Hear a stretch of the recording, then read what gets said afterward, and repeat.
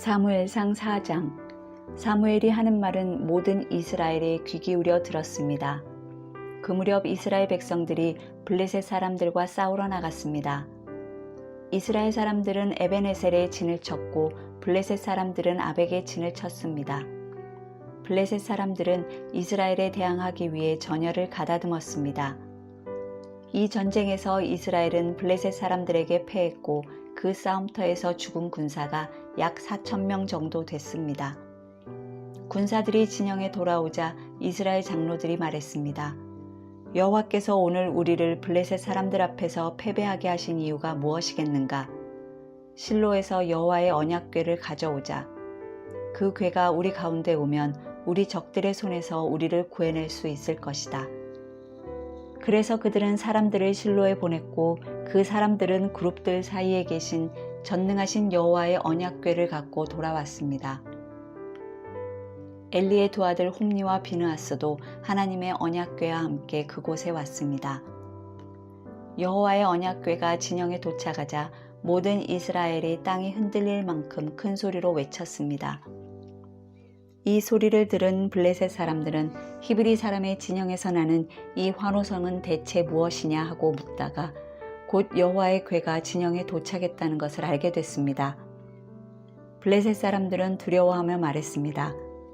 그들의 신이 이스라엘 진영에 도착했다. 일찍이 이런 일이 없었는데 우리에게 이제 화가 미치겠구나. 우리에게 화가 미쳤는데 이 강한 신들의 손에서 누가 우리를 건져내겠는가? 그들은 광야에서 이집트 사람들을 온갖 재앙으로 쳐부순 신들이 아닌가. 블레셋 사람들아, 대장부답게 강해지자. 그러지 않으면 전에 히브리 사람들이 우리 종이 됐던 것처럼 우리가 히브리 사람들의 종이 되고 말 것이다. 대장부답게 나가서 싸우자. 이렇게 블레셋 사람들이 싸움에 임하자 이스라엘 사람들은 패해 저마다 자기 진영으로 도망쳤습니다. 이 싸움의 패배로 이스라엘은 3만 명의 군사를 잃고 말았습니다. 이때 하나님의 궤도 빼앗기고 엘리의 두 아들 홈니와 비느하스도 죽었습니다. 바로 그날 베냐민 지파 사람 하나가 싸움터에서 도망쳐 실로로 왔습니다. 그의 옷은 찢어졌고 머리에는 먼지가 가득했습니다. 그가 도착했을 때 엘리는 하나님의 궤로 인해 마음을 졸이며 길가 한쪽 의자에 앉아 소식을 기다리고 있었습니다. 그 사람이 성으로 들어와 어떤 일이 일어났는지 말하자 온 성안이 울음바다가 됐습니다. 그 울부짖는 소리를 듣고 엘리가 물었습니다. 웬 소란이냐? 그 사람이 곧장 엘리에게 달려왔습니다. 엘리는 98세나 됐기 때문에 눈이 어두워 잘 볼 수 없었습니다. 그 사람이 엘리에게 말했습니다. 저는 전쟁터에서 온 사람입니다. 바로 오늘 도망쳐 왔습니다. 엘리가 물었습니다. 내 아들아, 무슨 일이 있었느냐? 그 소식을 전하는 사람이 대답했습니다. 이스라엘이 블레셋 사람들 앞에서 도망쳤고 수많은 군사들이 죽었습니다. 또한 당신의 두 아들 홈니와 비느하스도 죽었고 하나님의 궤도 빼앗겼습니다. 하나님의 궤에 대한 말을 듣고 엘리는 그만 성문 곁에서 의자 뒤로 거꾸러져 목이 부러진 채 죽고 말았습니다. 그가 나이 많은 노인인데다 몸이 뚱뚱했기 때문이었습니다. 엘리는 40년 동안 이스라엘을 이끌었던 사사였습니다. 그의 며느리인 비느하스의 아내는 임신해 출산할 때가 가까웠습니다. 그녀는 하나님의 궤를 빼앗겼고 시아버지와 남편이 죽었다는 소식을 듣고는 갑자기 진통하다가 몸을 구부린 채 아이를 낳았습니다. 그녀가 숨을 거두려 하는데 옆에 있던 여인들이 두려워하지 마세요. 아들을 낳았어요 하고 말했습니다. 하지만 그녀는 대꾸하지도 않고 관심도 보이지 않다가 영광이 이스라엘에서 떠났다 하며 아이의 이름을 이가봇이라고 지었습니다. 하나님의 궤를 빼앗겼고 시아버지와 남편이 죽었기 때문입니다. 무엇보다 그녀는 하나님의 궤를 빼앗겼기 때문에 영광이 이스라엘에서 떠났다고 말한 것이었습니다. 5장. 블레셋 사람들은 하나님의 궤를 빼앗아 에벤에셀에서 아스돗으로 가져갔습니다. 그러고 나서 그들은 그 궤를 다곤 신전으로 가져가서 다곤 신상 곁에 두었습니다. 이튿날 아침 일찍 아스돗 사람들이 일어나 보니 다곤이 여호와의 궤 앞에서 얼굴을 땅에 박고 넘어져 있었습니다. 그들은 다곤을 일으켜 다시 제자리에 세워두었습니다. 그 다음날 그들이 일어나 보니 다곤이 여호와의 궤 앞에서 얼굴을 땅에 박고 넘어져 있었습니다. 다곤의 머리와 두 손은 잘려서 문지방에 널려 있었고 단지 몸통만 남아 있었습니다. 이 때문에 오늘날까지도 다곤의 제사장들과 아스돗에 있는 다곤의 신전에 들어가는 사람들은 모두 문지방을 밟지 않고 들어갑니다. 여호와의 손이 아스돗 사람들을 호되게 치셔서 종기재앙으로 아스돗과 그 지역 사람들을 죽이셨습니다. 아스돗 사람들은 이런 일들을 보고 말했습니다. 이스라엘 하나님의 궤가 여기 우리와 함께 있어서는 안 되겠다. 하나님의 손이 우리와 우리의 신 다곤을 치고 있지 않는가.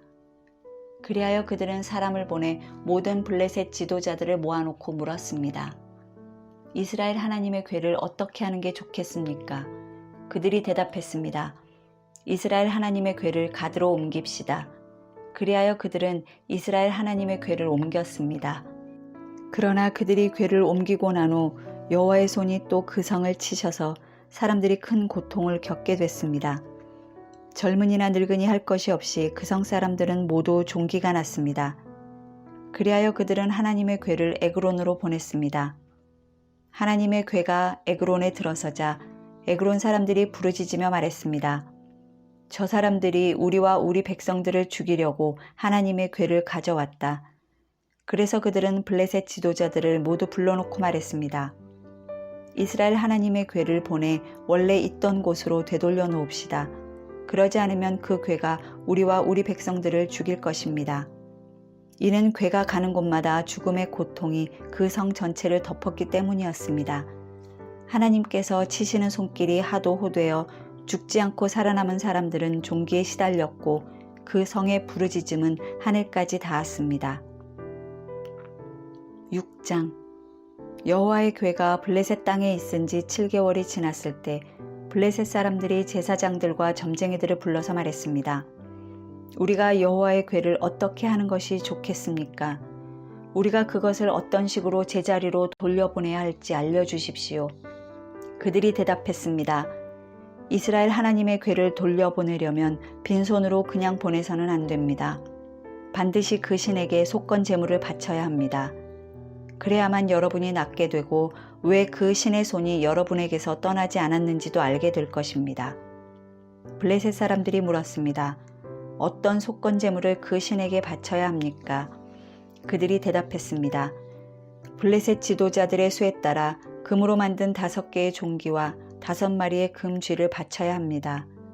같은 수의 재앙이 여러분과 여러분의 지도자들에게 내렸기 때문입니다. 여러분들은 여러분이 앓고 있는 종기와 이 땅을 휩쓸고 있는 쥐의 모양을 만들어 바치고 이스라엘 신께 경의를 표하십시오. 그러면 혹시 하나님이 여러분과 여러분의 신들과 여러분의 땅을 치시던 손을 거두실지도 모릅니다.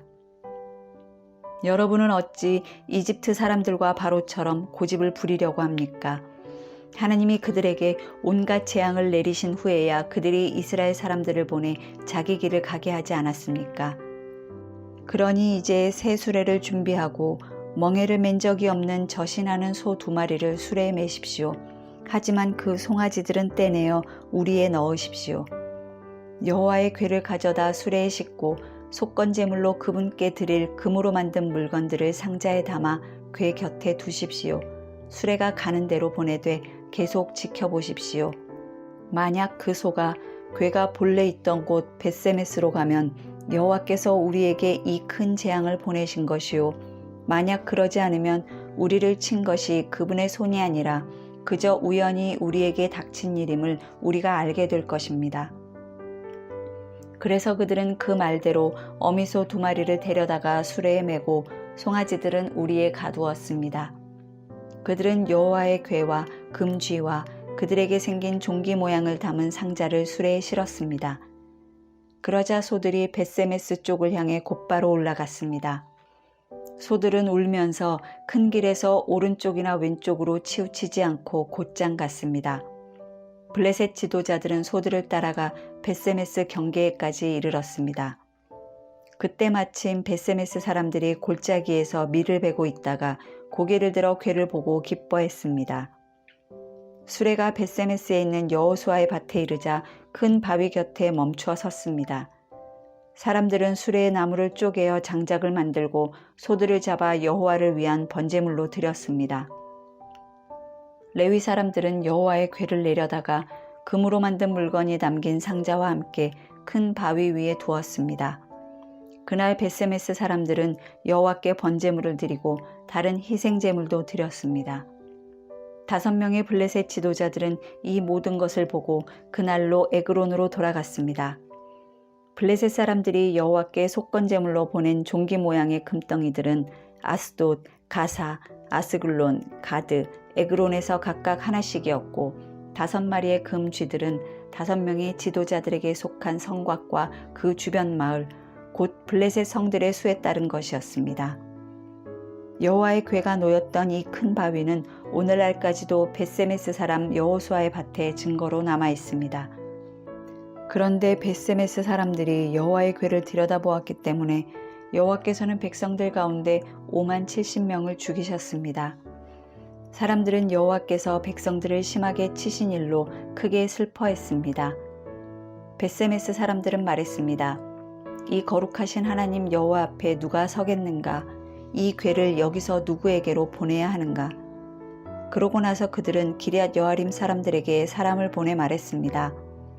블레셋 사람들이 여호와의 궤를 돌려주었으니 내려와서 그것을 가져가시오. 7장. 그리하여 기럇 여아림 사람들이 와서 여호와의 궤를 가져다가 언덕 위에 있는 아비나답의 집으로 옮겨놓고 그 아들 엘리아사를 거룩하게 구별해 여호와의 궤를 지키게 했습니다. 그 궤가 기럇 여아림에 머무른 지 20년이 됐습니다.